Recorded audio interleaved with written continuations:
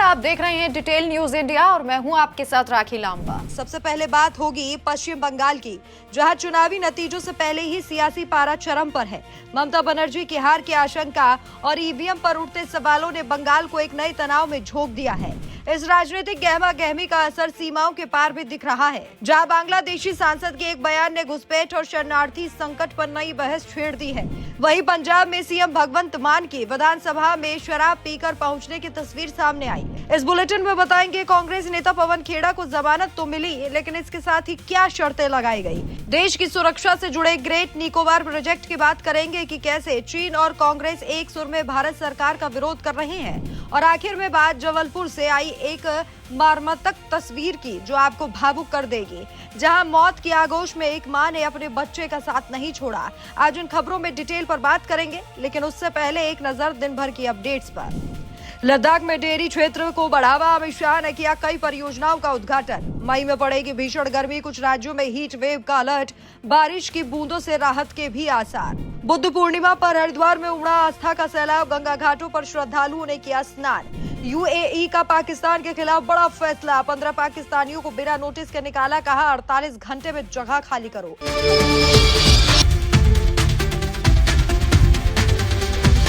तो आज की सबसे बड़ी खबर बंगाल से है, जहां चुनाव खत्म होने के बाद सियासी बवाल शांत होने का नाम नहीं ले रहा। नतीजों से पहले ममता बनर्जी ने हार मान ली है। टीएमसी के नेता रिजल्ट आने से 3 दिन पहले ही शोर मचा रहे हैं, हंगामा कर रहे हैं। बंगाल की दीदी डर से हताश नजर आ रही हैं। तृणमूल कांग्रेस ने नतीजों से पहले अपनी हार का ठीकरा ईवीएम पर फोड़ना शुरू कर दिया है। ममता बनर्जी की पार्टी स्ट्रांग रूम में छेड़छाड़ के आरोप लगा रही है। इसी बीच राज्य की मुख्यमंत्री ममता बनर्जी भारी बारिश के बीच स्ट्रांग रूम पहुंच गई। वो अपनी चुनावी क्षेत्र भवानीपुर के उस केंद्र में पहुंची जहां ईवीएम यानी इलेक्ट्रॉनिक वोटिंग मशीनें रखी हुई हैं।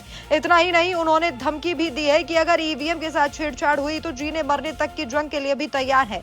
ममता के तेवर को देखकर यही लगता है कि नतीजे अगर एग्जिट पोल्स के अनुसार और ममता बनर्जी की उम्मीदों के उलट आए तो क्या होगा। क्या टीएमसी अब बंगाल में बैलेट के बुलेट से लड़ाई लड़ना चाहती है? आपको बता दें कि 5 राज्यों में विधानसभा चुनाव हुए, लेकिन सबसे ज्यादा तमाशा बंगाल में मचा हुआ है। दूसरे राज्यों में पार्टियां चुनावी नतीजों के लिए तैयार हैं, हार मिले या जीत, लेकिन बंगाल में ममता आखिरी सांस तक जनादेश मानने को तैयार नहीं है। दूसरी खबर पंजाब से, जो बेहद शर्मनाक है। पंजाब में एक दिन का स्पेशल सेशन ड्रामेबाजी से भरा है। कांग्रेस ने मुख्यमंत्री भगवंत मान पर गंभीर आरोप लगाते हुए उन्हें शराबी करार दिया और यह दावा किया है कि सीएम मान शराब पीकर विधानसभा में आ गए। इतना ही नहीं, कांग्रेस विधायकों ने शराबी मुख्यमंत्री मुर्दाबाद के भी नारे लगाए। इस बात पर सदन में कांग्रेस और आम आदमी पार्टी के बीच विधायकों के बीच तीखी बहस हुई। पंजाब के नेता विपक्ष और कांग्रेस के सीनियर नेता प्रताप सिंह बाजपा ने विधानसभा के दरवाजे बंद करवा कर 1 किलोमीटर से टेस्ट कराने की मांग की। प्लीज बैठो। हाँ जी बाजवा साहब, की कहना चाहते तुसी? सर, एक ऑनरेबल मेंबर ने बहुत सीरियस चार्ज लगाया and that also on the head of the state. If it is true, इस तो माड़ा दिन फिर नहीं हो सकता। It is a black day in democracy. बैठो जी, बैठो बैठो बैठो। एक मिनट, मेरी बेनती sir, you are the custodian of the house. मेरी गुजारिश है अलका मीटर दा आ सारे इथे ने, दरवाजे बंद करो, वहीं तीसरी खबर कांग्रेस नेता पवन खेड़ा के लिए राहत भरी है कि उन्हें सुप्रीम कोर्ट से जमानत मिल गई है, लेकिन इसके साथ ही सर्वोच्च अदालत ने कुछ शर्तें रखी हैं। मामला असम के मुख्यमंत्री हेमंत बिस्वा शर्मा की पत्नी रिंकी भूइया शर्मा पर झूठे आरोप लगाने से जुड़ा है। सुप्रीम कोर्ट में गुरुवार को सुनवाई के दौरान पवन खेड़ा ने अदालत से कहा कि उनके खिलाफ लगाए गए आरोप ट्रायल का विषय है। इसके साथ ही उन्होंने कहा कि मेरे खिलाफ लगाई गई कुछ धाराएं जमानती हैं। वहीं असम सरकार की तरफ से अदालत में पेश सॉलिसिटर जनरल तुषार मेहता ने पवन खेड़ा की अग्रिम जमानत का विरोध किया। उन्होंने दलील दी है कि पवन खेड़ा ने झूठे दावे करने के लिए पासपोर्ट समेत कई जाली दस्तावेजों का इस्तेमाल किया। Justice JK. महेश्वरी और जस्टिस एक चंद्रुकर्ण की बेंच ने जमानत देते हुए कहा कि खेड़ा को जांच में पूरा सहयोग करना होगा। इसके साथ ही पुलिस बुलाए तो कांग्रेस नेता को हाजिरी भी लगानी पड़ेगी और वो अदालत की परमिशन के बिना देश छोड़कर नहीं जा सकते। अगली खबर देश की सुरक्षा से जुड़ी है, जिसका विरोध कांग्रेस पार्टी जोरों से कर रही है। भारत मलक्का स्ट्रेट के मुहाने के पास ही एक रणनीतिक ग्रेट निकोबार प्रोजेक्ट विकसित कर रहा है, जिसकी वजह से चीन में टेंशन बढ़ गई है। चीन नहीं चाहता कि भारत ये परियोजना विकसित करे और कांग्रेस चीन के सुर में सुर मिला रही है। 2025 में चीन का कुल तेल आयात का करीब 80% इसी मलक्का स्ट्रेट के जरिए होता रहता है। इस तेल की कीमत $312 बिलियन डॉलर सालाना बैठती है। स्ट्रेट ऑफ मलक्का का सबसे ज्यादा संकरा पॉइंट 2.8 किलोमीटर चौड़ा है। यहाँ से पूरी दुनिया का करीब 3.5 ट्रिलियन डॉलर का कारोबार गुजरता है। यहीं से चीन का कुल समुद्री यातायात का करीब 2/3 गुजरता है। भारत को प्राकृतिक रूप से तोहफे में अंडमान निकोबार द्वीप समूह मिला हुआ है, जिसका दायरा 700 से ज्यादा किलोमीटर तक फैला है।